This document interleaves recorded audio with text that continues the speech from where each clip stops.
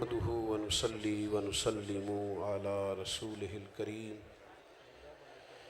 اما بعد اعوذ باللہ من الشیطان الرجیم بسم اللہ الرحمن الرحیم اقرأ بسم ربک الذی خلق صدق اللہ العظیم وصدق رسولہ النبی الکریم الامین ان اللہ وملائکتہ یصلون علی النبی یا ایہا الذین آمنوا صلوا علیہ وسلموا تسلیما الصلاۃ والسلام علیک یا سیدی یا رسول اللہ وعلی آلک واصحابک یا حبیب اللہ۔ سارے حضرات درود شریف پڑھیے۔ الصلاۃ والسلام علیک یا نبی اللہ وعلی آلک واصحابک یا حبیب اللہ۔ حمد و صلاۃ کے بعد عرس فقیہ اعظم رحمۃ اللہ علیہ کی پروقار تقریبات اپنی تمام تر رعنائیوں کے ساتھ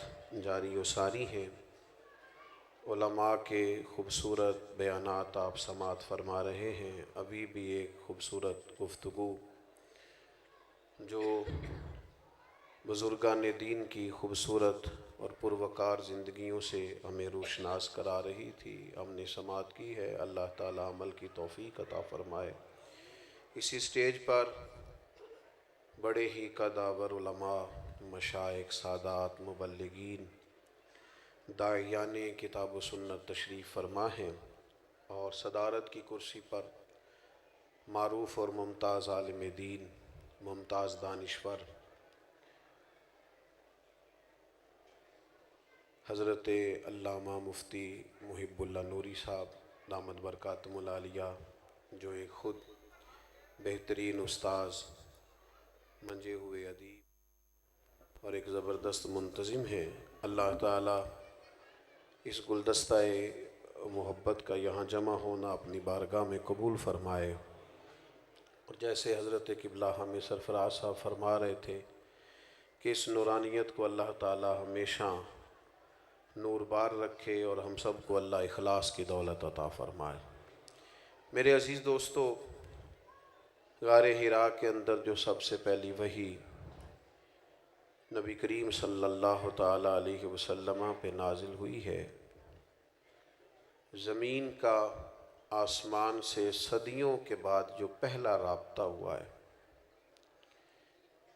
تو یقیناً اس دور کے سارے مسائل ہی اتنے گھمبیر تھے، اتنے پیچیدہ تھے کہ حقیقتیں آشکار کر دے اور صداقتیں بے حجاب کر دے۔ ہر ایک ذرہ یہ کہہ رہا ہے کہ آ اور مجھے آفتاب کر دے۔ ہر مسئلہ ہی بڑا پیچیدہ تھا۔ جس طرح آج بھی آپ کسی بھی مسئلے کو چھیڑ لیں، وہ کسان کا مسئلہ ہو، مزدور کا مسئلہ ہو، استاد کا مسئلہ ہو، شاگردوں کے مسائل ہوں، ائمہ مساجد کے مسائل ہوں، جس مسئلے پہ بھی آپ اترتے ہیں، بے شمار پیچیدگیاں اور بے شمار قسم کے مسائل سے ہمیں سامنا کرنا پڑتا ہے۔ تو وہ جو دور تھا جس کو دور جاہلیت کہا جاتا ہے، اس میں بھی بڑے ہی مسائل تھے۔ سب سے بڑا مسئلہ تو کفر و شرک کا تھا، بت پرستی کا تھا۔ اور پھر جب انسان کا عقیدہ خراب ہوتا ہے تو اس کے عمل میں بڑا شدید بگاڑ پیدا ہوتا ہے۔ کفر و شرک کے عقائد کے نتیجے میں جو مسائل لوگوں کو درپیش تھے، اس میں عورتوں پر ظلم، غلاموں پر جبر، غریبوں کا استحصال، نہ جانے کتنے مسائل جمع ہو گئے تھے، اور ہر شخص اپنی جگہ پہ تکلیف میں تھا۔ عقائد کی درستگی بھی بڑی ضروری ہے۔ مسئلہ توحید لوگوں کے ذہنوں اور سینوں میں اتارنا بڑا ضروری ہے۔ عورتیں بڑی تکلیف میں ہیں، حقوق کی پامالی بڑے زور و شور سے جاری ہے اور صدیوں سے جاری ہے۔ غلام بیچارے منڈیوں میں بکتے ہوئے، ظلم سہتے ہوئے، آنسو بھی انہیں آنکھوں سے بہانے کی اجازت نہیں ہے، وہ بھی پی جانے کا حکم ہے۔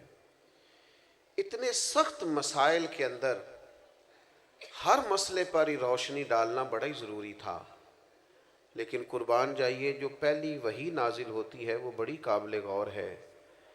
کہ اس میں نہ تو بظاہر عقیدہ توحید کی بات کی گئی، نہ اس میں عورتوں کے حقوق کی بات کی گئی، نہ اس کے اندر بظاہر غلاموں کی بات کی گئی، بلکہ جو پہلی وحی نازل ہوئی ہے اس میں کہا یہ گیا کہ اقرا، پڑھو، اقرا بسم ربک الذی خلق، اپنے رب کے نام سے پڑھو جس نے پیدا کیا ہے۔ معنی کیا ہے کہ مسائل جتنے بھی ہوں ان سب کا حل تعلیم ہوتی ہے۔ جو لوگ علم پڑھتے جاتے ہیں نا، سیکھتے جاتے ہیں، ان کے عقائد بھی درست ہوتے جاتے ہیں۔ جب وہ گہرائی میں اترتے جاتے ہیں تو ان کے اخلاقی رویے بھی ٹھیک ہوتے جاتے ہیں۔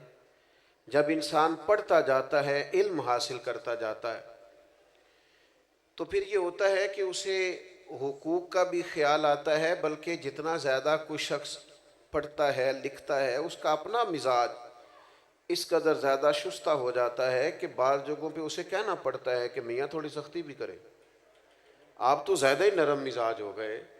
کہنا پڑتا ہے کہ آپ تھوڑی سی شدت بھی پیدا کریں، بعض مسائل آپ کی نرمی کی وجہ سے خراب ہو رہے ہیں۔ تعلیم، علم ایک ایسی روشنی ہے، لیکن وہ تعلیم ہو، وہ سیکھنے کے لیے ہو، وہ شعر و سخن نہ ہو، محفلیں گرمانے کے لیے جملوں کو ازبر نہ کیا گیا ہو، وہ سیکھنے کے لیے ہو، تعلیم پانے کے لیے ہو، اس کے لیے طلب بھی ہو، تڑپ بھی ہو۔ جس بزرگ کے عرس پہ ہم آئے ہوئے ہیں نا، حضرت فقیہ اعظم رحمۃ اللہ علیہ تر و تازہ مزاج کے مفتی تھے، جن کی نظر صدیوں بعد دیکھتی تھی۔ کچھ لوگ ایسے ہوتے ہیں کہ وقتی طور پر وہ کوئی بات کرتے ہیں، تو بعض لوگ ایسے ہوتے ہیں جو ان سے رائے کا اختلاف کرتے ہیں۔ رائے کا اختلاف بڑا حسن ہوتا ہے، رائے کا اختلاف بڑا قیمتی ہوتا ہے، مخالفت نہیں ہونی چاہیے، عداوت نہیں ہونی چاہیے۔ رائے کا اختلاف تو بڑی خوبصورت بات ہے، لیکن ہونا دلیل کی حد تک چاہیے، ذاتیات تک وہ اختلاف۔ یہ تو مابین صحابہ کے بھی ہوتا تھا۔ حضرت عمر فاروق رضی اللہ تعالیٰ عنہ جمعے کا خطبہ دینے آئے تو نیا نویلا سوٹ پہن کر کے آئے، اور اسی طرح کا آپ نے کرتا اور اسی طرح کا تہمد اوڑھ رکھا تھا۔ تو حضرت ابو ایوب انصاری نے اٹھ کے اختلاف رائے کیا، کہا جناب بتائیے یہ آپ ایک ایک سب کو کل چادر بٹی تھی تو آپ کے پاس دو کیسے آئیں؟ تو حضرت عمر نے اس اختلاف رائے کو قبول کیا، اس پر یہ نہیں کہا تیری جرت کیسے ہوئی۔ تو امیر المومنین سے پوچھے، اختلاف رائے حسن ہے، بس ذرا اس کا ادب آنا چاہیے۔ قاتل کو کوئی قتل کے آداب سکھائے، قاتل کو کوئی قتل کے آداب سکھائے، دیکھو دستار کے ہوتے ہوئے سر کاٹ رہا ہے۔ کچھ لوگ خالی بات سے ہی، دستار تک جانے سے ہی مان جاتے ہیں، گلے تک تو جانا ہی نہیں پڑتا۔ تو دلیل سے بات، حضرت ابو ایوب انصاری رضی اللہ تعالیٰ عنہ نے کہا کہ جناب یہ آپ نے دو چادریں کیسے استعمال کی؟ تو کہا میرا بیٹا جواب دے گا۔ تو آپ کے صاحبزادے اٹھے، انہوں نے کہا میں نے اپنی چادر بھی والد کو پیش کر دی تھی۔ تو وہی جناب ابو ایوب انصاری دوبارہ اٹھے، انہوں نے یہ نہیں کہا کہ وہ پچھلے مہینے والی بات کا بھی جواب دیں۔ وہ پھر وہاں کیا ہوا تھا؟ بس ایک اختلاف تھا دلیل کی حد تک، اور یہ حسن ہے۔ حضرت ابو ایوب انصاری اٹھے اور اٹھ کے کہا جناب ہمیں سوال کا جواب مل گیا، اب آپ بات کیجئے، ہم بات بھی سنیں گے، حکم دیجئے، فرما برداری بھی کریں گے۔ اس لیے کہ دلیل کی حد تک، اور یہ بڑا حسن ہے۔ صرف قبرستان میں اختلاف نہیں ہوتا، چونکہ وہاں سارے مردے ہوتے ہیں نا، زندوں میں اختلاف ہو جاتا ہے، چونکہ لوگ سانس لیتے ہیں، سوچتے ہیں، غور کرتے ہیں۔ تو تعلیم کا مقصد جستجو ہو، تعلیم کا مقصد یہ ہو کہ آپ کسی جگہ رائے رکھتے ہوں، آپ نے کسی بات کو سمجھا ہو۔ بلکہ ہمارے ایک بزرگ فرمایا کرتے تھے تعلیم کا مقصد یہ ہے کہ آپ استاد پیر والے ہوں، آپ نے کسی سے سیکھ رکھا ہو، سمجھ رکھا ہو۔ تو تعلیم مسائل کا حل ہے، علم مسائل کا حل ہے۔ پڑھنا، سیکھنا، لکھنا، غور کرنا، تفکر کرنا، اور پھر کسی سے اصلاح لینا، تربیت لینا، اس سے مسائل ختم۔ بعض اوقات نا مسائل زیادہ ہوتے ہیں، حل ایک ہی ہوتا ہے۔ کسی کمرے میں اندھیرا ہو تو بہت سارے موذی جانور جمع ہو جاتے ہیں، اس میں بچھو بھی آ گیا، سانپ بھی آ گیا، چھپکلیاں بھی آ گئیں، اور بھی کچھ موذی جانور جمع ہو گئے۔ تو آپ اگر اندھیرے میں ان جانوروں کو مارنا چاہیں گے تو ہو سکتا ہے وہ آپ کو تکلیف دیں، ڈنگ مار دیں، اور یہ بھی ہو سکتا ہے کہ آپ سے پکڑے ہی نہ جائیں. آپ کیسے پکڑیں گے؟ اندھیرا ہے. آپ اندھیرے میں تو ٹامک ٹوئیاں ماریں گے، کیسے ان کو قتل کریں گے؟ تو جانور زیادہ ہیں، موذی جانور ہیں، تکلیف زیادہ ہے، لیکن اس کا حل بھی موجود ہے. آپ ان کو مارنے کی کوشش نہ کریں. آپ اس طرح کریں، کمرے میں روشنی کریں. آپ کمرے میں روشنی کر دیں، آپ کو جانور مارنے ہی نہیں پڑیں گے، وہ ویسے ہی بھاگ جائیں گے. چھپکلی دیوار پہ چڑھ جائے گی اور سانپ اپنا رستہ لے جائے گا اور بچھو دوڑتا نظر آئے گا. یہ تو اندھیرے کی وجہ سے جمع ہوئے. آج بھی جتنے مسائل ہیں وہ پاکستان میں ہیں یا امت مسلمہ کے مسائل، ان سب کی بنیادی وجہ یہ ہے کہ لوگ دینی تعلیم سے دور ہیں. میں آپ کو سچ بتاتا ہوں، میں آپ کو دیانتداری سے بتاتا ہوں. چھوٹا آدمی ہوں، لیکن میں آپ کو تجربہ کر کے اور ماحول کو پڑھ کے، دیکھ کے، غور کر کے بتاتا ہوں کہ مسائل اس لیے پیدا ہوئے ہیں کہ لوگ دینی تعلیم سے دور ہیں.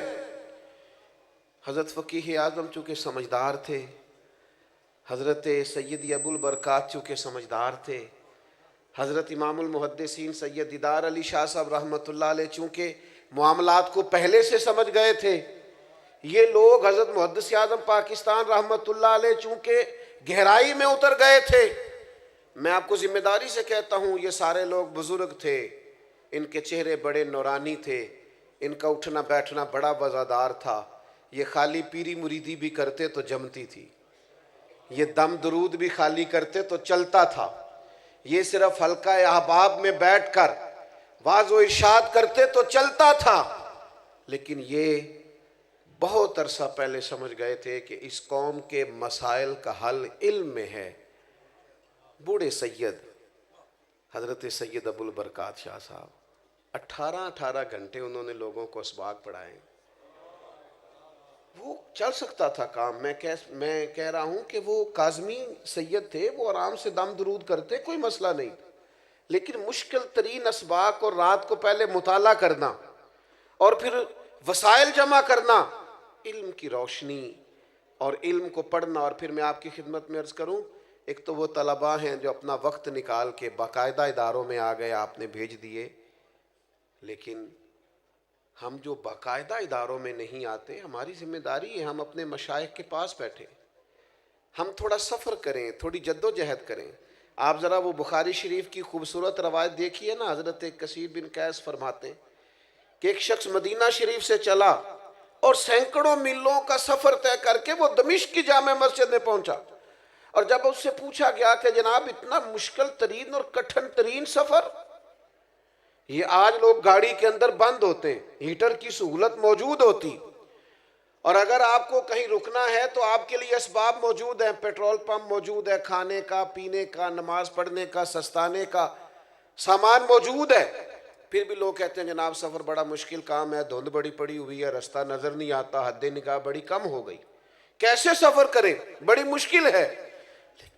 لیکن میرے بھائیوں، گھوڑوں اور اونٹوں پہ سفر کرنا اور اتنی جد و جہد کرنا اور سینکڑوں میلوں کا سفر طے کر کے آنا اور پھر کسی سادہ سے درویش کے پاس بیٹھنا، اور جب وہ پوچھے کہ میاں کیسے آنا ہوا تھا تو کہا اور کوئی مقصد نہیں تھا، پتہ چلا تھا آپ کے پاس مدینے والے محبوب کی ایک حدیث پاک موجود ہے.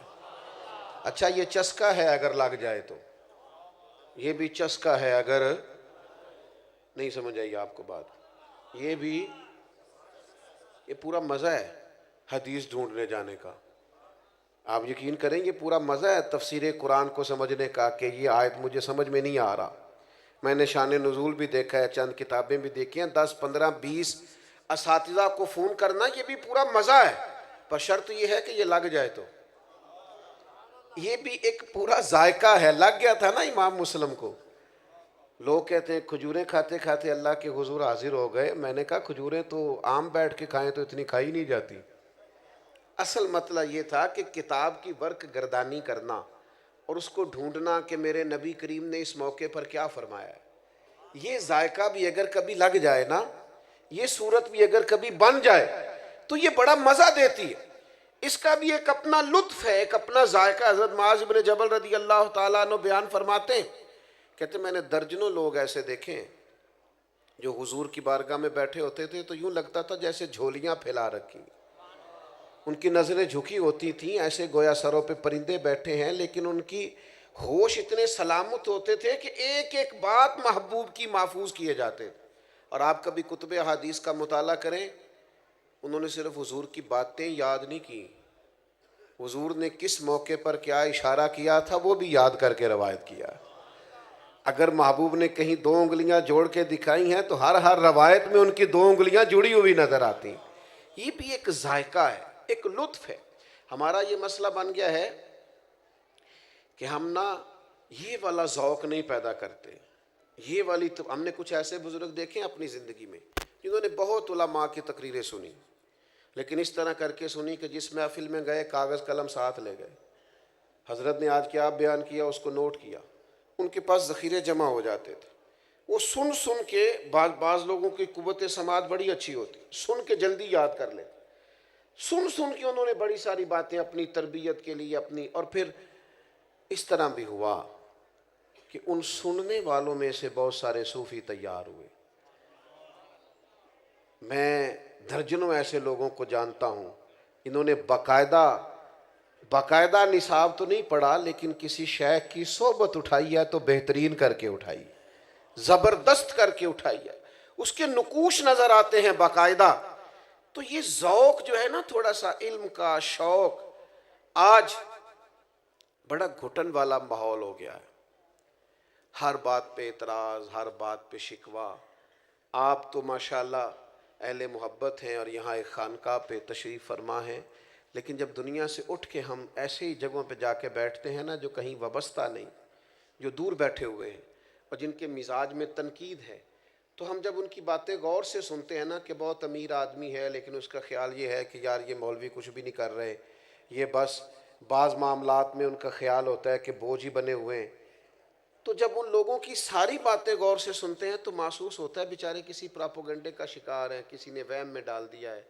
ظاہر ہے کوئی بندہ بھی اس وقت چھوٹا نظر آتا ہے جب اسے دور سے دیکھا جائے یا غرور سے دیکھا جائے، وہ کبھی قریب آتے نہیں، بیٹھتے نہیں، چیزوں کو سمجھتے نہیں، معاملات پر غور نہیں کرتے، تو وہ دور بیٹھ کر پراپوگنڈا کرتے ہیں۔ عزیز دوستو، جب ہمارا مزاج علمی ہوگا، ہم چیزوں کو سمجھیں گے، اخلاقیات کے تعلق سے ہمارے پاس نصاب موجود ہوگا، ہمیں ان ساری باتوں کا پتہ ہوگا جو نبی پاک علیہ السلام نے ہماری تربیت کے لیے بیان فرمائی، اور ہم ان کا شوق رکھتے ہوں گے، اور پھر ہمارے پاس وہ ذخیرہ اس طرح موجود ہوگا کہ ہماری عملی زندگی میں بھی وہ نافذ ہوگا، تو آپ یقین کریں بہت سارے پراپوگنڈے خود بخود ختم ہو جائیں گے، بہت ساری چیزیں خود بخود ختم ہو جائیں گی۔ ایک وکیل صاحب سے ایک دفعہ کسی نشست میں ملاقات ہو گئی تو وہ کہنے لگے کہ آپ لوگوں نے نا لوگوں کو قبر پرست بنا دیا ہے۔ میں نے تسلی سے ان کی بات سنی، میں نے کہا میں اس حوصلے سے آپ کے سارے تانے برداشت کروں گا کہ پھر مجھے بھی آپ موقع دیں گے۔ تو انہوں نے خیر مجھے موقع دیا، تو پرانے آدمی تھے، پڑھے لکھے تھے اور عمرانیات کے ساتھ اچھی دلچسپی رکھتے تھے، تو میں نے ان سے کہا کہ صاحب آپ کی بات میں نے بڑے غور سے سنی، تو ویسے کس عالم کو آپ نے قبر پہ سجدہ کرتے دیکھا، اس کا نام بتائیں، چلیں کوئی آپ کوئی مثال ایک دو۔ کہنے لگے جی بہت سارے لوگ ہم نے وہاں آتے جاتے دیکھے ہیں۔ میں نے کہا ان پڑھ آدمی تو کسی بھی قوم کا ہو وہ کبھی دلیل نہیں ہوتا، تو کبھی دلیل نہیں ہے نا، ان پڑھ آدمی نے کوئی غلطی کر لی تو آپ اسے دلیل بنائیں گے، وہ ہم سے ویسے بھی، اور پھر ابتلا سے حکم بھی نہیں بدلتا، میں بھی اگر کوئی غلطی کروں تو میری ذاتی غلطی ہے، وہ کو میرے نظریے نے، میرے عقیدے نے، میری جماعت نے تھوڑی مجھ سے کہا ہے، ابتلا سے حکم تھوڑی بدلتے ہیں، تو ہو جاتا ہے۔ تو مجھے کہنے لگے پھر آپ لوگوں کا نصاب کیا؟ میں نے کہا یہ بالکل آخر میں بتائیں گے آپ کو، پہلے آپ یہ بتائیں کہ آپ نے اتنی سخت بات کی کہ ہم معاذ اللہ قبر پرست ہیں، یعنی ایک مومن کو آپ نے کافر ہی کہہ دیا، آپ کو بھی تو کوئی دلیل پیش کرنا چاہیے تھے نا، اس پر اتنی سخت بات آپ نے کی، آپ کو اس پر دلیل دینی چاہیے، خاموش ہو گئے۔ تو پھر میں نے ان سے کہا کہ آپ نصاب پڑھیے، ہمارے بزرگوں کو پڑھیے، اور آپ زیادہ نہیں تھوڑا پڑھیے، آپ جس نے کہیں کوئی خلاصہ آپ کو نظر آ جائے وہ پڑھیے، آپ اعلیٰ حضرت بریلوی کو نہیں پورا پڑھ سکتے تو پروفیسر ڈاکٹر مسعود احمد صاحب کو پڑھیے، جنہوں نے ان پہ لکھا ہے. ایک بزرگ تھے، اور کیا بزرگ تھے وہ بھی، کیا ہستی تھی. ان کی زیارت کرنے سے محسوس ہوتا تھا کہ کیا بات. اور کمال لکھا انہوں نے فاضل بریلوی پہ، اور لوگوں کو ریسرچ پہ لگایا. 20 لوگوں نے ان کی نگرانی میں پی ایچ ڈیز کے مقالہ جات لکھے. عام دام برسرے مطلب یہ یہاں کا عنوان نہیں. تو میں نے انہیں ایک حوالہ پیش کیا اعلیٰ حضرت رحمۃ اللہ علیہ کا، جس میں فاضل بریلوی کہتے ہیں کہ کسی بھی قبر پہ جاؤ تو 4 ہاتھ دور کھڑے ہو کے، مزار سے 4 ہاتھ. آپ کی توجہ ہے میری بات پر؟ مزار سے 4 ہاتھ. آپ یقین کریں سعادت مند آدمی تھے، اور میں یہاں باوضو حاضر ہوں. میں نے اس شخص کو جب کتاب دی تو میں نے اسے حیرت میں گم ہوتے دیکھا. کہنے لگا یہ مولانا احمد رضا نے لکھا ہے. میں نے کہا اس کو پڑھیے، 100 دفعہ پڑھیے. اب میں کوئی اس میں فاتحانہ ہاتھ کھڑے کر کے وہاں سے واپس نہیں آیا. میں نے اپنے دوستوں کو واپس آ کے یہ نہیں کہا کہ میری 2-3 ملاقاتیں ہوئیں، دیکھو بندہ، یہ میں نے نہیں کہا. بلکہ میں واپس آیا اور گاڑی میں بیٹھتے ہی میں اپنے دوستوں سے کہا آج مجھے احساس ہوا ہے اپنی سستی کا، آج مجھے احساس ہوا ہے اپنی کاہلی کا، آج مجھے احساس ہوا ہے کہ ہم کس قدر زیادہ ناکام ہوئے اس کام میں کہ ہم اپنے بزرگوں کی خاص باتیں بھی لوگوں تک پہنچا نہیں سکے. ہم کسی کو بتا ہی نہیں سکے کہ ہمارے بزرگوں نے کیا لکھا ہے. وہیں رہے اپنے 4-5 لوگوں میں مست، یہ پیغام دے ہی نہیں سکے.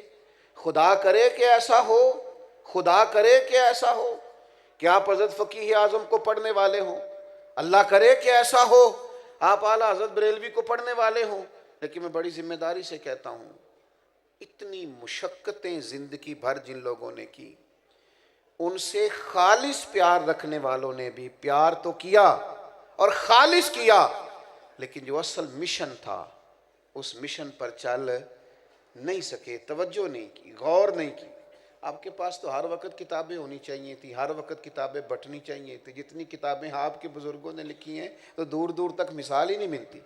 تو یہ شوق جب پیدا ہوگا نا، مزاج علمی ہوگا، طبیعت سیکھنے کی ہوگی. زیادہ باتیں نہیں کرنی، بات کو سمیٹنا ہے. یہ بھی چسکا ہے، اگر کبھی لگ جائے نا سرکار کی حدیث پاک پڑھنے کا، سننے کا. یہ بھی حضرت عبداللہ ابن عباس کو حضور نے دعا دی تھی نا کہ اللہ تعالیٰ تجھے دین کی فقاہت عطا کرے. تو ان کو پتہ چلا کہ حضرت ابی بن کعب رضی اللہ تعالیٰ عنہ محبوب کی احادیث کا ذخیرہ رکھتے ہیں. تو پھر ان کے گھر جاتے تھے تو استاذ کے احترام کا یہ حال تھا کہ دستک نہیں دیتے تھے، ان کے دروازے پہ بیٹھ جاتے تھے. اور فرماتے ہیں کبھی میں یوں بھی بیٹھتا کہ میں بیٹھا رہتا، اور پھر کبھی یوں بھی بیٹھتا کہ بیٹھے بیٹھے تھک جاتا، اور پھر میں اپنے امامے کا سرہانہ بنا کے ان کے دروازے کے کونے پہ ایک سائیڈ پہ لیٹ جاتا. ٹھنڈی ہوائیں جب مدینہ چوم کے گزرتی تو ریت میرے بالوں میں پڑ جاتی. فرماتی میرے استاد حضرت ابی بن کعب اپنی مرضی سے باہر آتے اور مجھے لیٹا ہوا دیکھتے تو میں ان کی آنکھوں میں آنسو بھی چمکتے دیکھتا. اور پھر وہ فرماتے ہو میرے نبی پاک کے چچا زاد مجھے بلا لیا ہوتا، میں آپ کے پاس آ جاتا. تو فرماتے نہیں، آج شہزادہ بن کے نہیں آیا، شاگرد بن کے آیا. مجھے کچھ محبوب کی احادیث آپ سنا دے، میں ان کو یاد کر لوں. میرے عزیزو یہ بھی ایک ذائقہ ہے. خدا را کوئی ایسی ویڈیو نہیں بچی جو ہم نے نہ دیکھی ہو، کوئی ایسی نئی داستان نہیں جو ہماری نظروں سے نہ گزری ہو. یعنی ابھی کسی نے تصویریں چڑھائے، 5 منٹ نہیں گزرتے ہم دیکھ بھی لیتے ہیں. ایک دوسرے سے پوچھ رہے ہوتے ہیں جناب وہ کیا بنا. اور میری طرح کا کوئی شخص اگر کہہ دے میں تصویریں دیکھ نہیں سکا تو کہندے لو تسی ساڈیاں تصویریں ہی نہیں تکیاں، اتنا قریبی تعلق ہے. وہ باہر آ جائیں. اب تو تھکاوٹ ہو گئی ہے ان کاموں سے، اب تو بعض اوقات طبیعت پہ بوجھ بنتی ہیں بعض چیزیں. عملی زندگی میں آئیں، کتاب و سنت کا شوق پیدا کریں. تھک گئے ہیں لوگ مال کما کما کے، تھک گئے ہیں لوگ اچھے کھانے کھا کھا کے، تھک گئے ہیں لوگ دنیا کے مسائل حل کر کر کے، تھک گئے ہیں لوگ ٹریولنگ کر کر کے. اب وہ لوٹنا چاہتے ہیں رسول کریم کے قدموں کی طرف. بے چینیاں بڑھ گئی ہیں، پریشانیاں بڑھ گئی ہیں، ذہنی آوارگی بڑھ گئی ہے، حالات کنٹرول سے نکل رہے ہیں. دنیا واپس گنبد خضرا کی طرف لوٹنا چاہتی ہے. دینداروں کی ذمہ داریاں بڑھتی جا رہی ہیں. انہیں دینی ذوق اور دینی علم کے فروغ کے لیے جدید تقاضوں کے مطابق منظم جدوجہد کرنی پڑے گی. اور وہ طبقہ جس کے بارے میں میرا اور آپ کا خیال ہے کہ یہ بالکل بھی دین سے دور ہے. میں تو بڑے خوبصورت تجربات ہوئے. ہم کوئی 7-8 گھنٹے والی ایک فلائٹ میں موجود تھے. تو میرا خیال یہ تھا کہ یار یہ سارے لوگ شاید دنیا دار ہیں. تو میرے موبائل میں کچھ قرآن مجید ہے تو میں شاید دیکھ رہا ہوں. تو ایک نوجوان ہم نے ایسا بھی دیکھا جس نے بال پیچھے سے باندھ رکھے، پونی پہنی ہوئی. اور اس کی حالت یہ تھی کہ پینٹ شرٹ بھی چلو لوگ پہنتے ہیں پر کچھ زیادہ ہی اس نے جدید پہن لی تھی.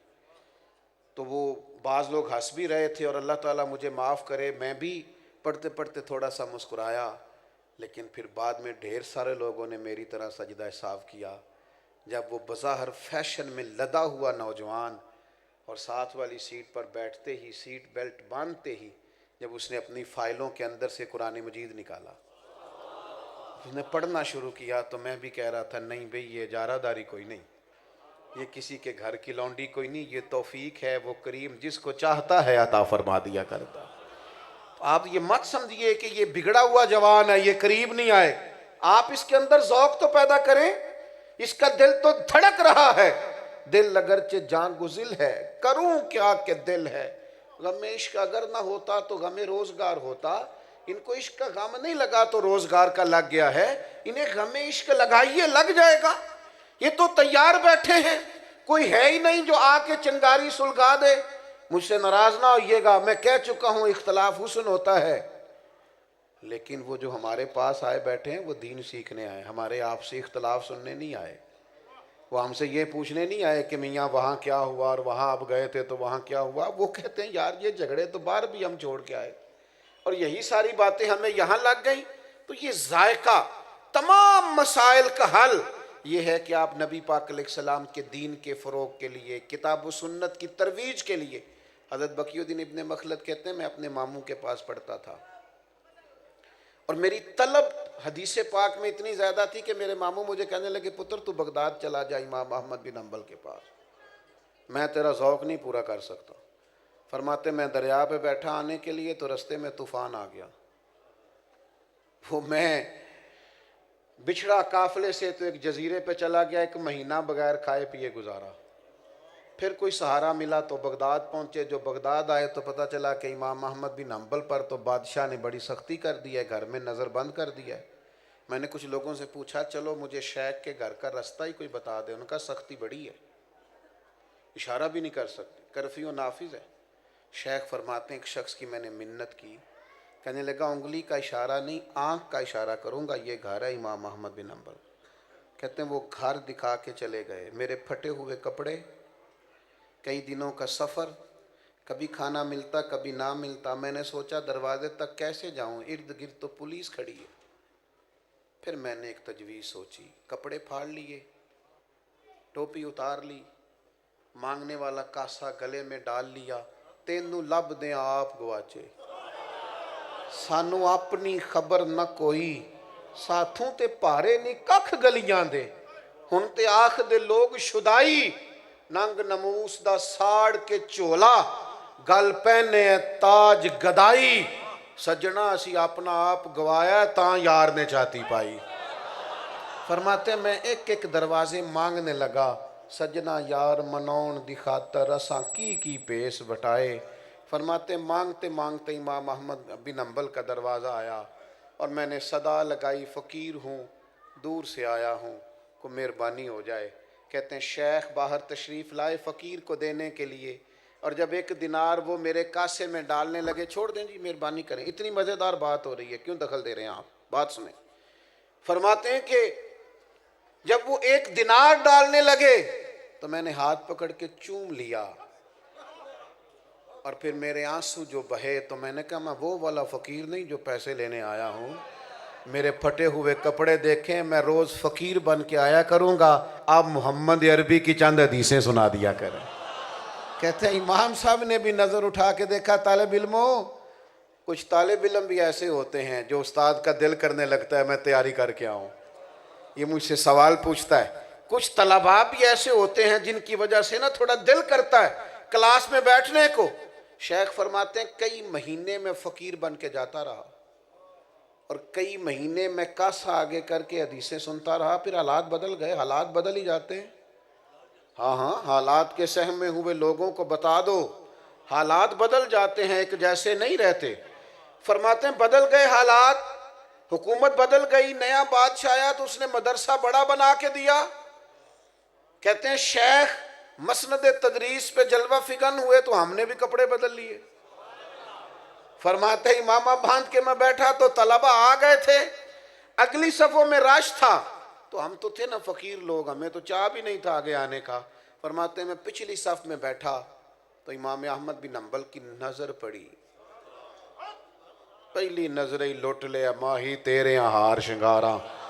فرماتے ہیں وہ نظر پڑی تو پھر امام صاحب روئے اور پھر اپنی نشست پہ کھڑے ہوئے اور پھر فرمایا رستہ دو نا اسے، آگے آنے دو۔ فرماتے ہیں میں آگے آیا تو شیخ نے سینے سے لگایا، فرمانے لگے طلباء کو میں نے بھی بڑا پڑھایا ہے پر جیسے تو نے پڑھا ہے نا۔ یہ انداز بھی کم ہی کسی کا ملے گا۔ یہ چسکا لگاؤ حضور کی حدیث پاک کا، یہ چسکا لگاؤ تفسیر قرآن جاننے کا، یہ چسکا لگاؤ مسائل فقہ سیکھنے کا، یہ لگ جائے گا۔ آپ لگا کے دیکھو، یہ بھی اتنا خوبصورت نشہ ہے کہ آپ بڑے سارے کام بھول جائیں گے۔ یہ رنگ پیدا کرے۔ آپ اور میں جس آستانہ پہ حاضر ہیں، یہاں کا مزاج علمی ہے۔ میں تو حضرت صاحب قبلہ بڑے مہربان ہیں، حکم دے دیتے ہیں اور بہت ساری جگہوں پہ جانے سے معذرت کرتے ہیں اور کچھ جگہوں پہ جانے کو سعادت سمجھتے ہیں، تو حاضر ہوتے ہیں آپ کے ارشاد پر، ورنہ یہاں کمی نہیں ہے ماشاءاللہ۔ اس آستانے سے فیض پانے والے بڑے خطباء، واعظین، مبلغین، مناظرین، یہ تو ہر معاملے میں خود کفیل ہیں۔ مولانا ماشاءاللہ ویس مرتضیٰ صاحب تشریف فرمایا، یہاں تو ایک سلسلہ ہے فیض کا، بس یہاں کے متعلقین کی ذمہ داری یہ ہے کہ مزاج علمی پیدا کریں، طبیعت علمی پیدا کریں، ذوق علمی پیدا کریں، محبوب پاک کی باتوں کا ذائقہ اپنی طبیعت میں ٹھنڈک سمجھ کر اتاریں، پھر دیکھیں کس طرح بات آگے بڑھتی ہے۔ دعا کرتا ہوں تا ابد آستانہ یار رہے، آسرا ہے غریبوں کا تو برقرار رہے۔